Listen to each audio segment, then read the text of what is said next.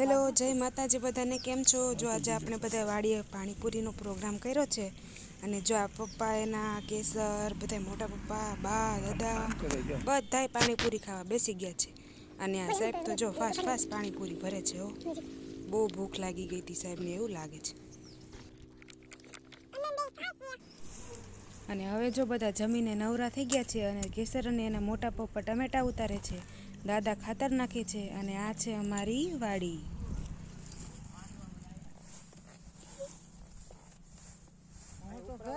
અહીંયા જો આ કેસરબેન ને ખાટલા આરે હિંચકો તો બાંધી દીધો છે પણ કઈ હુવાના છે નહીં, રમાયતું થાય છે ખાલી. અને અહીંયા જો એના પપ્પા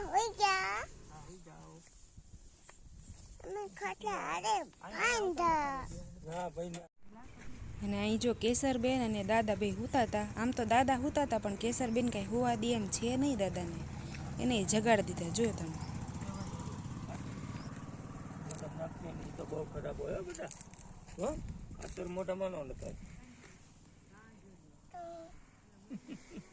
અને આ છે સરગવો, પછી આ છે શેતુનું ઝાડ અને અહીંયા કેસર.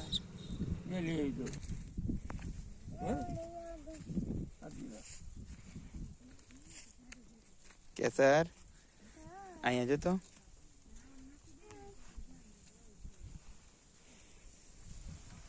ત્યાં થોડું ઘણું બકાલું વાવ્યું છે ઘર પૂરતું. ટમેટા છે, રીંગણા છે, સરગવો છે, એવું બધું.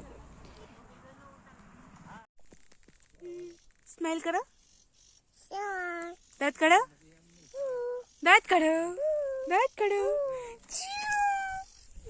અને અહીંયા જો કેસર કાક કે છે, તમને સાંભળજો.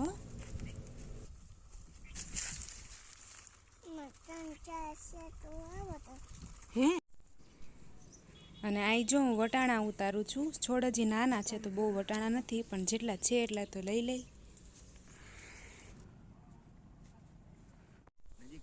અને અહીંયા જો દાદા તો વયા ગયા કામે, એટલે કેસર અને એના પપ્પાની મસ્તી ચાલુ થઈ ગઈ છે. અને આ છે લસણ અને અહીંયા છે આ કોળાનો વેલો, પણ કોળા બહુ નાના છે. કોઈ હલાવીને બધા કોળા ખાઈ જાય છે, મોટા થવા જ નથી દેતી. જો કેટલા બધા છે નાના નાના અંદર, પણ મોટા નથી થતા.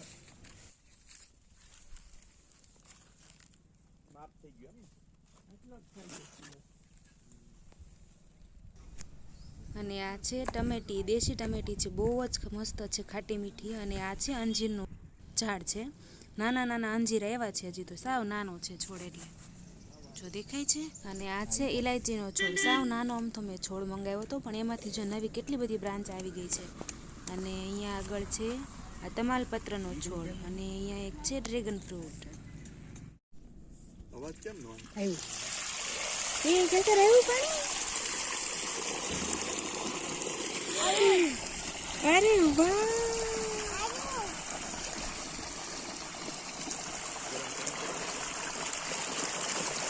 હાથ કાઢે હાથ.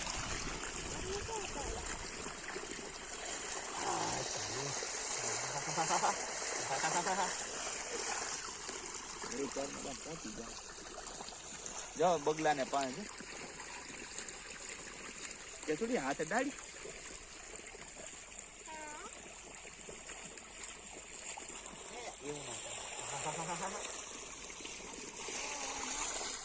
ઠંડુ ઠંડુ છે.